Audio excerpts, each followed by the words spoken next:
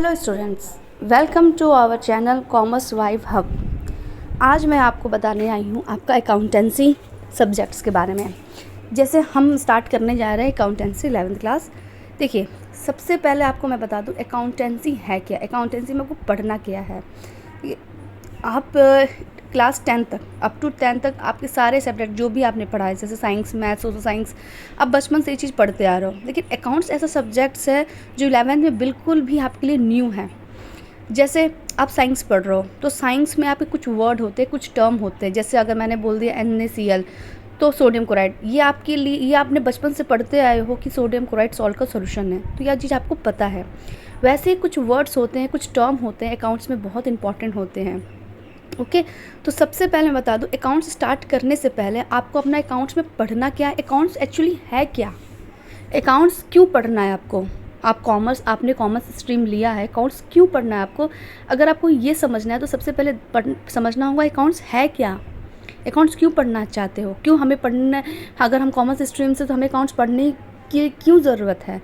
सबसे पहले बता दूं, देखो अकाउंट्स का मतलब होता है कि जैसे अकाउंट्स मेनली इसलिए पढ़ी जाती है कि हर साल कम हमें कितनी प्रॉफिट हो रही है। ठीक है, ओके, हम कुछ चीज़ शॉप ओपन करके बैठे हैं या फिर बड़ी कंपनी ओपन करके बैठे हैं, तो अकाउंट्स का मेन मोटिव होता है कि हमें ये बताना कि हमने कितना प्रॉफिट कमाया है, हम कितना प्रॉफिट कमाए हैं, हम कितने प्रॉफिट में, क्या लॉस में हैं।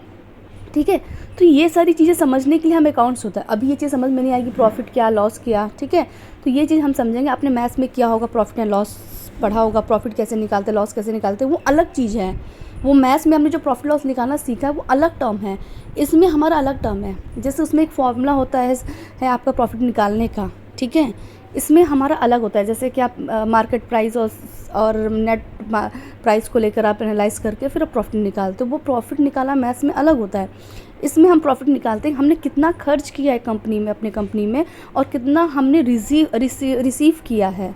ओके, तो जस्ट एग्जांपल, आप अब कोई आपने घर में पार्टी की हो, सबसे अच्छा एग्जांपल मैं आपको समझाती हूँ अकाउंट समझाने का, कि जैसे आप कुछ घर में पार्टी की हो, आपने अपना देखा कि यार प्रॉफिट में मेरा कितना खर्च हुआ है, लोगों ने मुझे गिफ्ट दिए हैं आके, तो मुझे उससे बेनिफिट कितना मिला है। ठीक है, जब आपने एनालाइज़ किया कि कैटरिंग में, डेकोरेशंस में, केक, आपका बर्थडे था तो केक में, ठीक है, बाकी अपने अच्छे ड्रेस में आपने पूरा मिला के 20,000 खर्चा किया। ठीक है, कुछ गिफ्ट आपको मिले, कुछ सोने का चेन दिया, कोई आपको वॉच दिए, सब मिला के आपको 25,000 का गिफ्ट हो गया।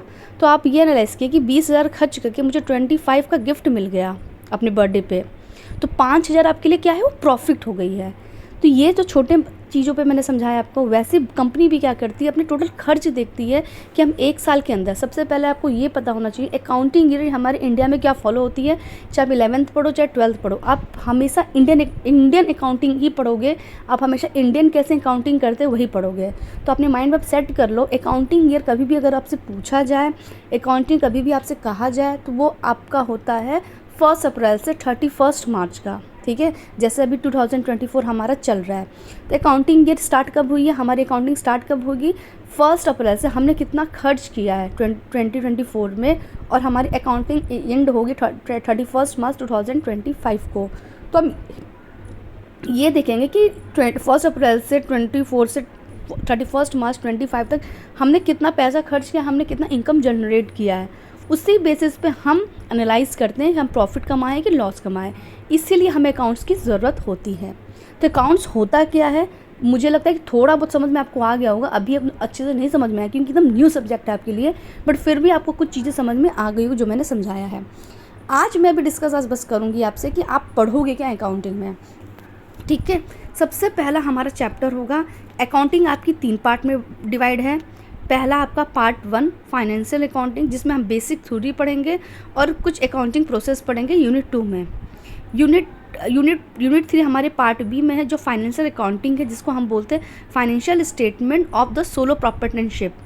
हम 11th अकाउंटेंसी में ये पढ़ेंगे कि अगर मैं सोलो प्रोप्राइटरशिप चला रही हूँ, मतलब कि मेरी खुद की बिज़नेस है, मेधा बिज़नेस चला रही है, XYZ बिज़नेस चला रहा है, ठीक है, उसकी सब प्रॉफिट लॉस हम पढ़ेंगे। हम सिर्फ एक सिंगल बिजनेस मैन के बारे में पढ़ेंगे। ठीक है, तो सोलो प्रोप्राइटरशिप का मतलब होता है सिंगल ऑनर, एक कंपनी का सिर्फ सिंगल ऑनर है। तो जैसे आपके रिलायंस का सिर्फ आपके मुकेश अंबानी ही हैं ऑनर, कोई और ऑनर नहीं है, उनके बेटे बाद में हैं, लेकिन मुकेश अंबानी उनके मेन मालिक हैं, उनका कोई पार्टनर नहीं है। तो वो किस बेसिस पे काम कर रहे हैं, वो सोलो प्रॉपर्टरशिप पे वो काम कर रहे हैं। वो भी किसी दूसरे कंपनी के पार्टनर हैं, बट रिलायंस की बात की जाए तो हमेशा मुकेश अंबानी का ही नाम आता है। वो कभी पार्टनरशिप में नहीं चलती, वो सोलो प्रॉपर्टरशिप में चलती है। ठीक है, तो ये सारी चीज़ें हम पढ़ेंगे। पहला चैप्टर है यूनिट 1 में, पार्ट ए के फाइनेंशियल अकाउंटिंग। यूनिट 1 में हम सिर्फ पढ़ेंगे फ्रेमवर्क, जिसमें हम पढ़ेंगे अकाउंटिंग एक्चुअली होती क्या है। कुछ टर्म होते हैं अकाउंटिंग के, आपको पता होना चाहिए। जैसे आपको मैं दिखा सकती हूँ अकाउंटिंग के जैसे कुछ टर्म है, जैसे मान लो ये इंटेंटी क्या होती है, बिजनेस ट्रांजैक्शन हो क्या होती है, कैपिटल क्या होती है, ड्राइंग क्या होती है, लायबिलिटीज़ क्या होती है, एसेट्स क्या होती है, एक्सपेंडिचर, एक्सपेंसेस, रेवेन्यू, इनकम, ये सारी चीज़ हम पढ़ेंगे अपने उसमें।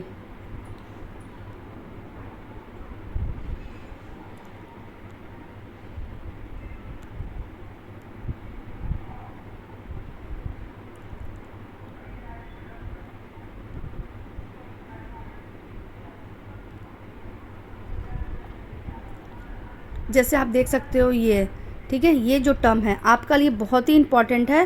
ठीक है, ये आपके लिए बहुत इम्पॉर्टेंट है ये पढ़ना। ओके, कि आपका ये है क्या, जैसे ये देख रहे हो आपको करेंट लायबिलिटीज़ क्या होती है, एक्सपेंडिचर क्या होता है, डेप्टर क्या होते हैं, क्रेडिटर क्या होते हैं, वाउचर्स क्या होते हैं, डिस्काउंट क्या होते हैं।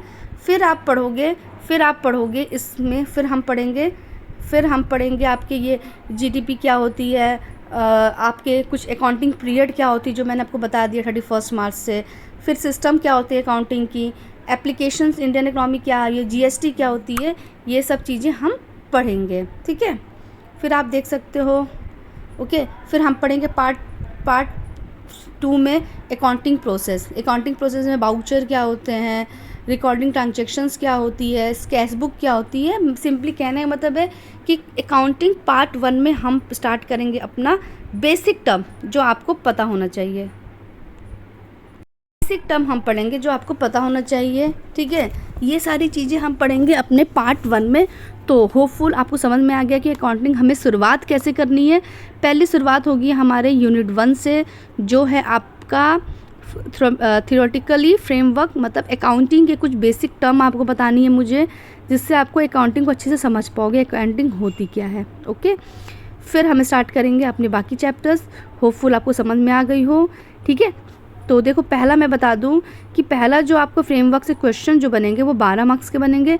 अकाउंटिंग यूनिट 2 अकाउंटिंग प्रोसेस हमारा बहुत लेंथी चैप्टर है, और साथ ही साथ इसकी मार्किंग स्कीम सबसे ज़्यादा है। आप देख सकते हो ये 44 मार्क्स के ये आपकी बनेगी। ठीक है, फिर अकाउंटिंग यूनिट पार्ट बी में हम यूनिट 3 पढ़ेंगे financial statement of the solo proprietorship, जिसमें हम अकाउंटिंग को एंड करेंगे। उसकी मार्किंग है 24, और 20 मार्क्स का आपको प्रोजेक्ट है जो स्कूल बेसिस पे ही होते हैं।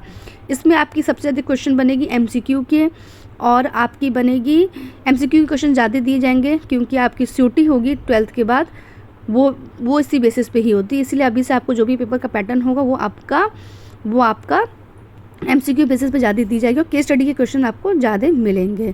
तो होपफुल आपको कुछ चीज़ें समझ में आ गई हो कि अकाउंटिंग हमें शुरुआत करनी कैसे है। जैसे आप देख सकते हो कि आपको प्रोजेक्ट वर्क किस पैटर्न पे मिलेगा।